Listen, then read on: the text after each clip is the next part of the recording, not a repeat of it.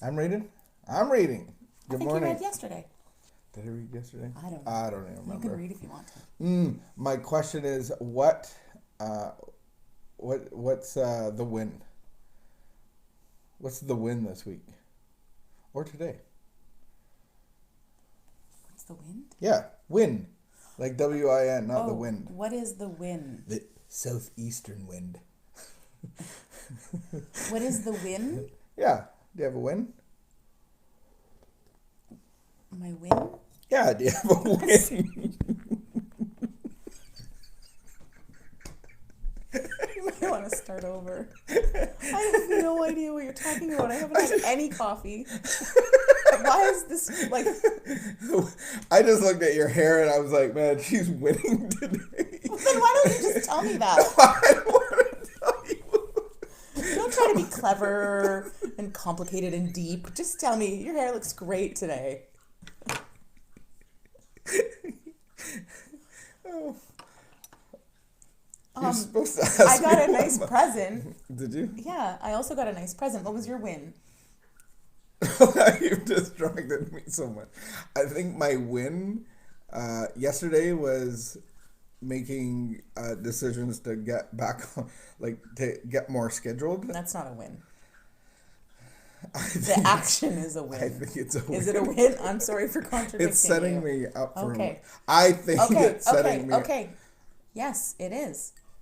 You've been thinking about that a lot. Thinking goes to. Thinking leads to action. So whatever you've been thinking about a lot will lead to action. Yes.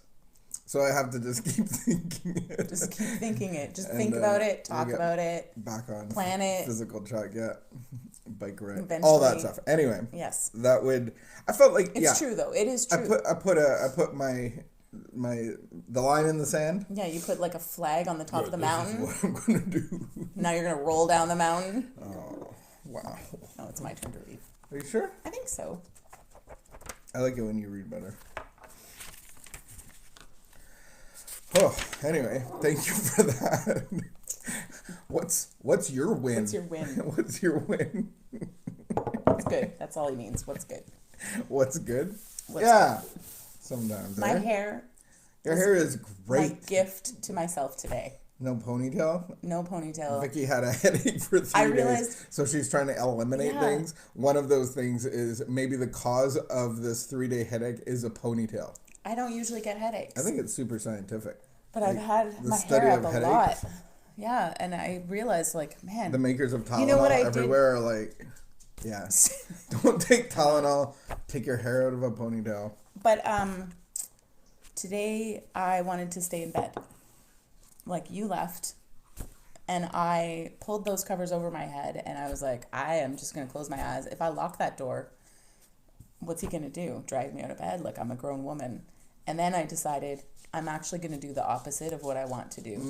And so I got in the shower, and I decided I would blow dry my hair, because my hair product arrived. I'd been out of hair product. Gorgeous. Anyway, so that's a win. That's a win. That's a win. I would say that's a win. Emptying yourself of self, like dying of self. You might have been motivated by caffeine, but because you know the only way to get caffeine is getting out of bed. Actually, I've brought you. You have brought me I coffee actually thought of that today. Yeah, there was a bit of a battle to wondering when I would see you, but when you would see me. Now I see you. You were wondering when you would see me. Yeah, I was actually gonna bring coffee up, but then I thought that might be enabling or I don't. Yeah. Anyway, winning! Wins all around. Hashtag COVID life. Okay, initiating relationships. Is today the 29th? Yeah, 29th. Wow. Wow, we almost...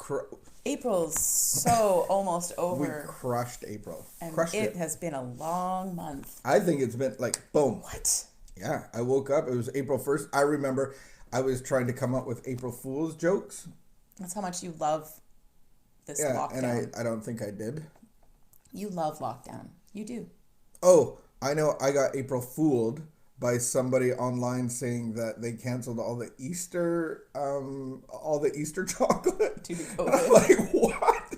Why would they do that? And I thought that for a couple of days. Anyway, I didn't I have didn't remember you brought any that up. valid. I had to tell you. like- No, that was an April Fool's joke. I think you said you're dumb. I wouldn't have said you were dumb. No. No, That's but I unkind. thought it though. I was like, oh man, we're not gonna get any chocolate I think we should proceed. for our 23-year-old son. Somehow that's really important to you to make sure that he has an Easter basket. I know. That's probably why he's never moving out of our house. I know, right? Ugh, parenting. Often, we can learn as Do you much. parent when a child turns? When do you stop parenting? Do you stop parenting? Can I stop parenting? When do you I stop don't think parenting? you really do You stop don't. parenting. It just No. the dynamic changes. The dynamic changes. But you don't parent adults. No, but you parent differently, right? So That's true. No, yeah. there was a certain point in time where we made decisions like to not wake him up in the morning. So he was like 14, 15, 16. He needs to learn to get up in the morning. And so we stopped waking him up in the morning, but we still discussed things with him. Did you ever wake him up in the morning? Yeah. No, usually you. You're the morning guy. You should read our morning devotional. All right, initiating relationships. Often we can learn much about ourselves from the people to whom we are attracted. As we progress through recovery, we learn we can no longer form relationships solely on the basis of attraction. We learn to be patient, to allow ourselves to take into account important facts, and to process information about that person. What we are striving for in recovery is a healthy attraction to people. We allow ourselves to be attracted to who people are, not to their potential or to what we hope they are. The more we work through our family of origin issues, the less we will find ourselves needing to work through them with the people we're attracted to, because that's fun. Finishing our business from the past helps us form new and healthier relationships. The more we overcome our need to be excessive caretakers, the less we will find ourselves attracted to people who need to be constantly taken care of. The more we learn to love and respect ourselves, the more we will become attracted to people who will love and respect us and who we can safely love and respect. This is a slow process. We need to be patient with ourselves. The type of people we find ourselves attracted to does not change overnight. Being attracted to dysfunctional people can linger long and well into recovery. This does not mean we need to allow it to control us. The fact is, we will initiate and maintain relationships with people we need to be with until we learn what it is we need to learn, no matter how long we've been recovering. No matter who we find ourselves relating to and what we discover happening in the relationship, the issue is still about us and not about the other person. That is the heart, the hope, and the power of recovery. We can learn to take care of ourselves during the process of initiating and forming relationships. We can learn to go slowly. We can learn to pay attention. We can allow ourselves to make mistakes, even when we know better. We can stop blaming our relationships on God and begin to take responsibility for them. We can learn to enjoy the healthy relationships and remove ourselves more quickly from the dysfunctional ones. We can learn to look for what's good for us instead of what's good for the other person. Do we read the prayer? Yeah, Or talk about it and then read the prayer? read the Okay. God, help me pay attention to my behaviors during the process of initiating relationships. Help me take responsibility for myself and learn what I need to learn. I will trust that the people I want and need will come into my life. I understand that if a relationship is not good for me, I have the right and ability to refuse to enter into it, even though the other person thinks it may be good for him or her. I will be open to the lessons I need to learn about me in relationships, so I am prepared for the best possible relationship with people. Amen. So many thoughts on that one. Do you? Yeah. I'm so Do you? interested. I just thought of buying it. Like we have a house, and then we were looking at houses 8 years ago, and it was like we didn't really want to move or need to move. We were just looking at houses, so we were super picky. And I remember we're going into this one. It was a great deal, and the person that let us in said, "I'm gonna wait a year." And it literally was a cat litter box. It was so disgusting. And it's like, we didn't need, we're not even like, oh, it has good bones, we should invest. And it's like, I get that, and people that do investment properties invest in a property, rip it all apart, put it back together, and then sell it and make a profit. And I think at some level, maybe we do that with human beings. It's like We try. there's a train wreck, and I'm going to fix him or her. I think that in recovery, and what I've seen is that why are we attracted to the same person that we were with before recovery? The person that we're like, oh, they destroyed our lives and I always make these bad choices. I think there's a spiritual thing that we're attracted to. But I think in the addiction versus codependent world, I think as a recovering addict, I think most of them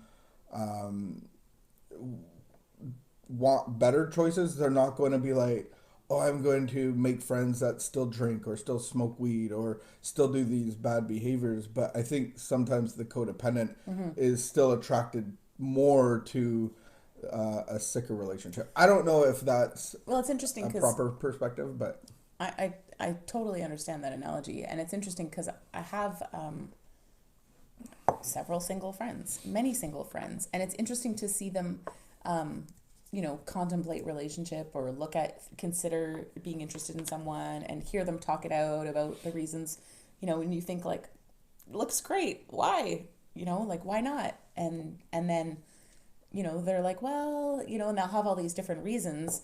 And then, there's just some other people where they're getting into a relationship and you think, why? Like, why are you getting into a relationship right now? And why are you getting into a relationship with that person? I don't usually say anything, but I do question why. Because it's such a good point to say something. No. They listen. No. But my point is that people are at a different place. And so human beings, there's some humans who are looking at the whole picture and looking forward to future. I'm an adult. I have a career. I have a job. I have plans. I have goals. If I'm considering lining up my life with this other person, what's their life? What are their goals? What are their plans? Do we fit in line? Oh, yes, let's date and consider, our future together. But most people beyond the age of, 25, they're not dating just for fun unless they're just dating for fun. That happens. That happens too, but that's called a different thing.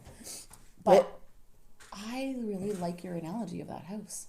Well, and if I want to be a successful realtor, I would hang out with my friend G. Floyd or a number of them that actually make a profit, make a revenue, and live their lives because of it. And in that business, only it's like 20% make 80% of all the money. So I'm not going to go and hang out with somebody that has no sales, that has only sold one house in the last 5 years. I'm going to go to where somebody is successful to have them lead me into that. And then on a recovery note, this is what I would always say is like, I think metrics are good or benchmarks.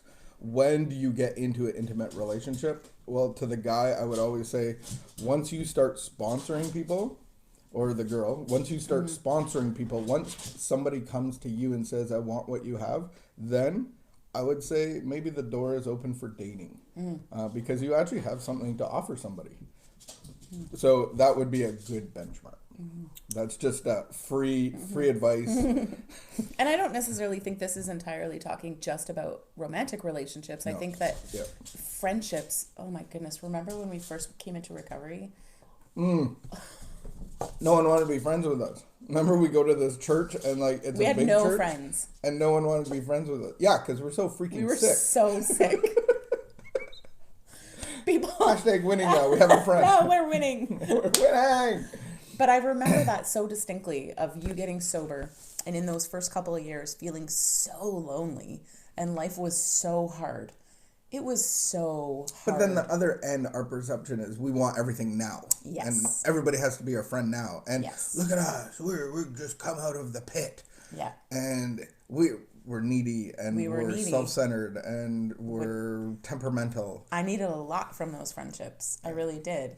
Because I was leaking all over the place. I had so many emotions and stories and all this stuff all bottled up inside of me that I just wanted to get out. And I'm really thankful that there was really safe, kind, loving people. You know, we did actually connect with a small church and we hadn't been going to church. You know, hopefully that'll come up one day in these things of like, how did you discover your higher power? That's what I want to talk about one day. I'm thinking it's going to come up in here, so just leave it. No. I was going to say the other thing is we were in a discipleship group for leaders, and it was 2 years long. Why?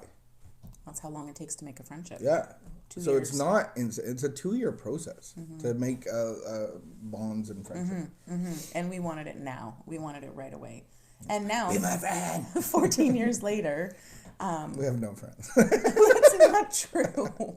We have friends. Now, 14 years later, the friendships that we've made, we have some solid long-term friendships. You know, we have the friends that we can fight in front of. We have the friends that we can talk to about hard stuff. We have friends that we need in our lives, that we count on, that we not use and not fix, but we're a part of their lives. And if they left our lives, it would be a massive hole. Like, I might cry. And then we have like the other level of friends too. Like we have lots of friends. Oh, there's friends level. There's circle. Yeah. Yeah. Not everybody wants you to fight in front of them. That's Nor should you. truth. Right. Not everybody wants to be that kind of friend. No, my coffee's done. Okay. All right. Well, God, we just pray for everyone out there who is suffering, and we do pray for those who their ease and comfort, what has been bringing them ease and comfort, has now turned against them and is tormenting them. And so I just pray for freedom for those who are suffering. I pray that they would look for their higher power, that they would discover what does that even mean, and what is a true higher power, a power greater than myself that can restore me to sanity. Amen. Amen. All right. Bye for now. Have a good day. Laugh.